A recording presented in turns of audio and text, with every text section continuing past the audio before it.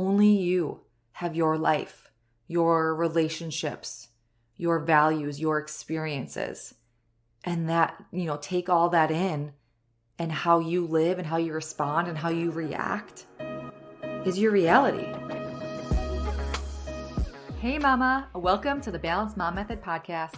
I know you're here because you're tired of living day after day like you're drowning in the responsibilities of motherhood.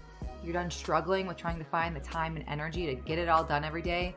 And you want to show your little ones a good example, but you're so exhausted, which has your negative self-talk on repeat, your patience spread thin, and you feel like you're losing yourself a little more every day. Plus, the mom guilt, societal comparison game, and unpredictabilities of motherhood just does not help in trying to make a change. Well, sweet friend, this podcast will guide you on how to connect with yourself to break free from that survival mode cycle, all by identifying and possibly simplifying your habits. Hey, I'm Jenna, and I've been where you are. I was consumed in the struggles of motherhood, and I needed to make a change to take back control of my time, energy, identity, and life. And in finding that freedom, it became my mission to help make that connection with moms that we can give our children and families the best, and not at the expense of our own health, self, and well-being. Moms shouldn't have to choose between their families, priorities, and themselves. We can balance it all, and it all starts within ourselves. Let me take your hand and make that connection with you and equip you with simple, lifelong habits.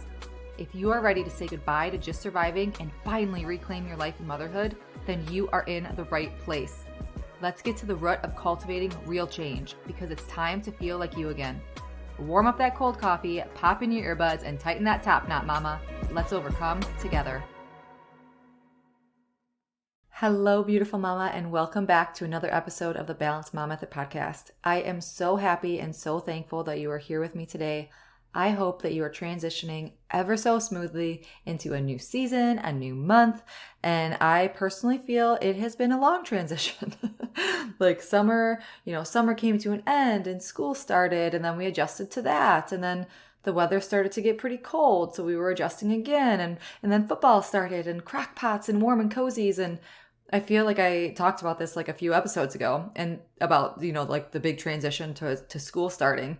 And it makes sense because that just goes to show like the truth and transparency that I share on the show, like of my life and what I'm going through, how I'm feeling, how I'm flowing, because that was like the start of it all. And now here we are again, like we're still in it, right? So it's just so beautiful. Like I call it a transition, but I mean, that's just life, right? Like everything is the ebbs and the flows, and it's just so beautiful to just soak it all in. And I find myself constantly telling myself, like, slow down, cherish these precious moments. Like one of my favorite times of the day is getting my son off the bus and just talking about his day. And he gets so excited. He opens his book bag and shares all the projects that he has. And like, I know how important, those 10 minutes are to him, to just have my one-on-one, no phone, no, like normally his sister is still napping. So like it is just 100% full on attention, him and I. And that's like our special time. Like I know that he feels the same that I do. It's so, so important. It's such a tight bond. I could feel it. And I'm just so, so thankful for those moments of feeling, the pure joy and the pure simplicity, right? Like radiating off of my child, like, and it just shines and brings into me. So let's just soak in that for a minute. Like think of like those little moments, those small moments, not small moments, because obviously they're so, so big and they're so powerful, but like those simple moments throughout your day that are just that. They're so powerful. They're so pure, and that they could easily be overlooked. I could just get him off the bus and we could just be flowing through the day, and, whatever it is, like it doesn't have to be like this special, special moment, but it always turns out that way. And even if his sister is awake, like we still have that time, and she's just included in it. But it's just very eye-opening to embrace those moments, right? To embrace those moments and take them for what they are, because it doesn't have to be these grandiose, luxurious things within life that bring the pure joy, the pure fulfillment, the pure just overall gratitude and appreciation for life. But let me tell you, like life is hard. Life is so hard.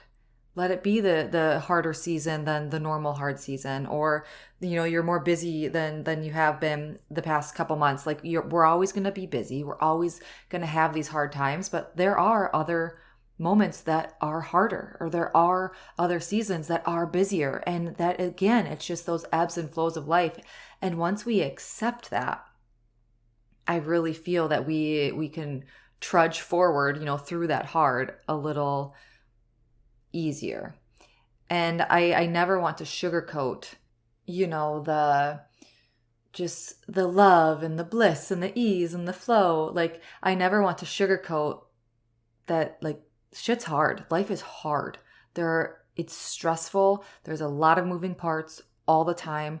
And what I want this show and what, our coaching and my courses and all of my services to help you do is to be able to approach that with ease, with flow. Like, you are bringing that energy, because life is always going to come at you hard, right? Because it's not easy being a mom. It's not easy being a human. It's not easy being a parent. But I know that I'm speaking probably to 99.99999% moms. So we're just going to, talk as moms here. Like, I feel that we some days, like, we do our best, yet we still feel that we've struggled the entire day. We can't predict our emotions, let alone hormones. And sometimes, heaven forbid, we're triggered. You don't want to know what happens then, We feel defeated sometimes because the house is a complete mess. We don't feel like we got anything done. And then you sit down for 5 minutes and scroll the highlight reel of social media while sitting in your pajamas with 5-day-old hair, and you just sigh. And it just continues that whole cycle again of feeling like you didn't do enough. You didn't get anything done. What's going on? Why is my life so hard? Insert your, struggle, your thought cycle in there. What is that negative mindset loop for you? But when in reality, you did do a lot that day. You've made all the appointments. You packed all the lunches. You did all the chores. You ran all the errands. You got a lot done. But sometimes it still never feels good enough. Sometimes we feel completely out of control, like we never have that second to ourselves, that we just want that moment to escape, that messy, complicated, unexpected life just of parenting children, right? Wondering if what we're doing is the right thing with every decision that we make. It's hard, but then it's absolutely amazing. And we realize, it's just everything in between. So I just want you to embrace it and hold on, like, cherish these moments. Hold on to the good. Breathe through the not so good, right? Meditate through that not so good.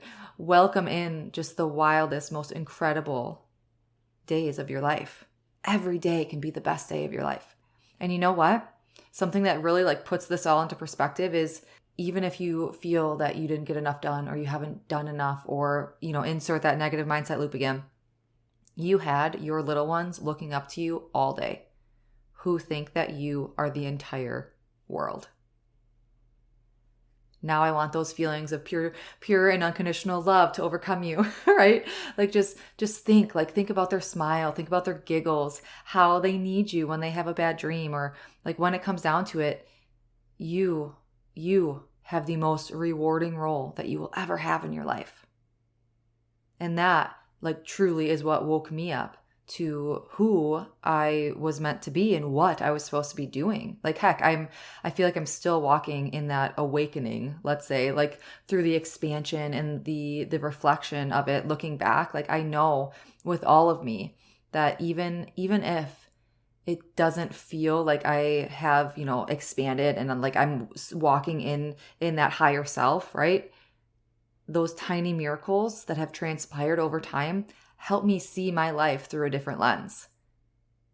And it's beautiful. Like, it's powerful. Like, think of how far you have come. Even in those hard days, think of how far you have come. I see you. I feel for you. I struggle with you. Like, you are never, never alone. And your sweet babies, they see you for who you are. You are the best thing that happened in the entire world. And no matter where you have been, what you have been through, thank you for being you. And if I can share any love, any light, it's always to do what feels right for you. Do what brings the best feeling for you, because only you have your life, your relationships, your values, your experiences, and that, take all that in, and how you live and how you respond and how you react is your reality. So continue to choose and do what feels right and feels good to you. And I want to dive into that's like my segue, that transition piece of, I want to dive into just like this profound dimension of tuning in and trusting your intuition. Like why is it crucial? How can you strengthen, this incredible inner guidance? I want to empower you to give yourself permission that it is okay to trust and listen and lead with that inner guidance, because a lot of the hard and the stress and the overwhelm, like, yeah, okay, it is from the overstimulation and the literal chaos of raising little ones. I understand that. But also, like, there's a big layer of those external pressures of the world, society, media, others' opinions, the shoulds, the needs, the unsaid expectations, right? So why is trusting your inner guidance so important? Why does it matter? It's like a compass for your true self, for your soul, for your higher self. It connects you just to your inner wisdom and offers insights that your rational mind might overlook, or your egoic mind might be trying to steer you away from. Like, your egoic mind it's tied to that society, the social media, the external pressures, the expectations, when your inner guidance is your truth. It's your purity, right? It's your love. It's what you really want, the flow, the ease. And then we kind of get bogged down and clouded with everything else coming at us all the time. So coming back home to ourselves. Like, have you ever ignored that inner voice, like only to regret it later? And that inner voice being the intuition, because we have our egoic voice and then we have that inner voice, right? That inner intuition. So trusting that intuition, it could help you follow through, like, with what feels good. And that doesn't mean easy, rah, feel good, warm and cozy inside. I mean like the feel good, like you know what is best for you and or your family. Like, it's so valuable, like this decision-making tool, like, right? Like, that we all have within us. When we tune in and trust that, we're more likely to make those choices that align with our true desires and values, and it'll help us not to get consumed in those external expectations and pressures and things that are always coming at us. Now, just to make this a little more confusing for you, right? Like, I don't want this to be some gray area to confuse you, but I also do believe that everything does happen for a reason, right? Like, there are no quote unquote like detrimental wrong mistakes in life, because everything is that learning lesson, that path to get you back to your highest calling, back to that true self, the truest, most authentic self. Tongue twister. So I see it as almost like making wrong turns, or, it might just be taking longer to get to that destination, but you're going to get there, right? You're always going to get there. So I don't want that to like just be confusing and like, okay, well, I've made mistakes in the past, or, I did this, but then, I found out that it wasn't the best decision. Like, that's normal.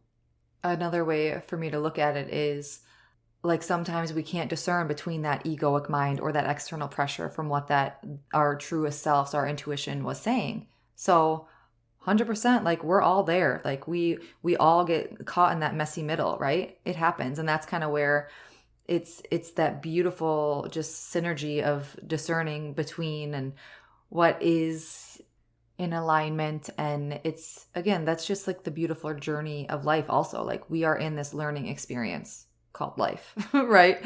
So always ever growing, ever expanding, ever evolving. And yeah, we'll all get there, because there is our life journey, right? All right. So now you're probably like, how do you trust like your intuition? How do I do this? How do I hear this, right?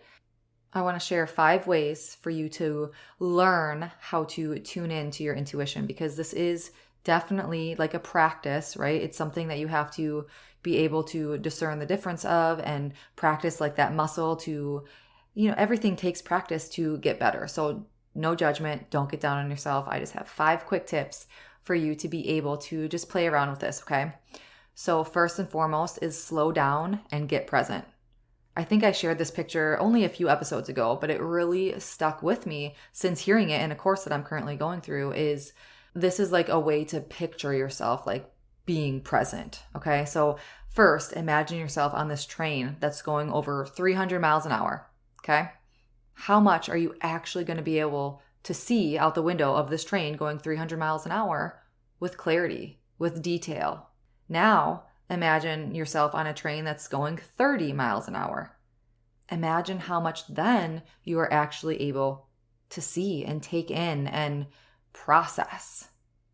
This has been a whole new layer for me since learning kind of that analogy, because being present, it's been something that I've really worked on intentionally over the past couple of years. I mean, since becoming a mom, let's say, because it was a complete whirlwind, like to your brain, right? So after hearing that analogy, I feel like I entered like this next level of conscious present living, because I felt that so hard when she just gave that example. And I was like, wow, that's such a good way to look at life, right? Like we're always busy, flowing, going, like never, stopping to smell the roses type thing. Everything is just so connected. And that was just a really good layer for me, like to dive into now, because I'm still working through that, right? Like, again, we're always ever evolving. Number 2 is quiet the mind. Practice meditation or mindful habits to quiet that chatter of your mind. A calm, clear mental space brings a stronger connection to that inner guidance, to your intuition. Something that Jason and I talk about is he brought this up at bedtime. He asked me, how do I get rid of the scary thoughts in my mind? Because I don't want to have nightmares. And I was like, hello, Halloween. It's his favorite holiday. And I think it's partly because he tries to act tough and not, or kind of be all into the spooky things. But then when nighttime comes, he's, scared of the zombies or this or that. But during the day, he loves them. So anyway, he asked me that the other night, and it took me a second. But I like sat and thought about it, and it kind of connected to the terms of how I, rid the negative or intrusive thoughts within my mind. Like I had to think, like, how do I do that? And I told him, I said, I imagine God's hands just pushing the thoughts away and clearing my mind. And it's just something that I've done. And I say it's just like this beautiful, I'm like actually doing that with my hands right now, but I picture like God's hands just pushing those thoughts out of my mind and bringing back in like the zen, the clarity, the calm, the clear, right? Clearing my mind. So however that can work for you, take time to learn how you can quiet your mind. Meditation is something that I also practice daily, but just like in the thick of the day, right? If I can't go take 5 to 10 minutes, I really practice on just pushing those thoughts away. Number 3 is actually listening to yourself. Pay attention to those nudges, those gut feelings, right? They might come to you as an actual like feeling, a physical feeling, or you might have a thought come into your mind, or just that sudden knowing, right? That gut feeling, that sudden knowing. The first step is like acknowledging when they're coming in. Okay. And then you can work on like discerning between what's your ego, what's your intuition, and all that fascinating stuff. Number 4 is testing yourself. Like test your intuition. You could start with like small decisions and learn how it is to work with yourself. And over time, you'll build confidence in your inner knowing, in that accuracy of it. And number 5 is reflect and journal. After making, these intuitive decisions, you could take time to reflect on what happened. How did you feel? What was the outcome? Journaling can help, you track these intuitive feelings that you have, or maybe if you act on them, right? And allowing you to validate yourself and build your trust. Now, this is something like what I said before, like when you know. This is 1000% tenfold when we are able to connect back to ourselves and listen to that inner guidance, that inner knowing, that it truly, like, that's what brings in the alignment. That's what brings in the fulfillment. That's what brings in the sense of balance and ease and joy and love within our lives when we are connected back to ourselves. So I have a free 5-day email course that goes a little deeper into the habits that you can start incorporating into your life, into your days, to help you find yourself again within motherhood, to help you feel like you again and feel connected to you again. So you could check the link in the show notes to enroll in that free 5-day email course. Or you are always welcome. I would love for you to schedule a free 15-minute clarity call with me, and we can discuss what you're going through, what your biggest struggles are, your pain points, those anchors that you need to pull up that are holding you down to be able to move forward. We could talk about your why, your goals, your desired life, and how I can help support you in reclaiming your life and connect back to yourself and that self-love and the self-trust within your life. I would love to hear from you any which way, any which avenue. Check the link in the show notes. There are so many different ways to connect with me and continue to work together and just be connected. I would love to hear from you. Until next week, my mamas, as always, simply be you. You have everything inside of you to reach your breakthrough. I'm sending my love and light. Did you find this episode very well or for farming? Please leave Mama a review. Thank you so much for spending this time with me on the Balanced Mom Method podcast. I pray this episode has grown and helped you in some way. If it has, I'd be so grateful if you left a review sharing how it's impacted you. It truly lights me up hearing you're on your way to your breakthrough. And then, please share this episode with another mom who may be struggling to remind her we are never alone. And remember, there isn't ever a one-size-fits-all to overcoming our personal hardships, but there are a lot of parallels with how we show up to our lives and common habits we can make our own to live an intentional life full of peace, presence, confidence, clarity, and balance. Be sure to check the show notes for additional ways to connect with me, our mom community, and resources and courses for you to overcome your survival mode cycle once and for all with doable habits. Thank you. I appreciate all you are and all you do. Sending my love and light.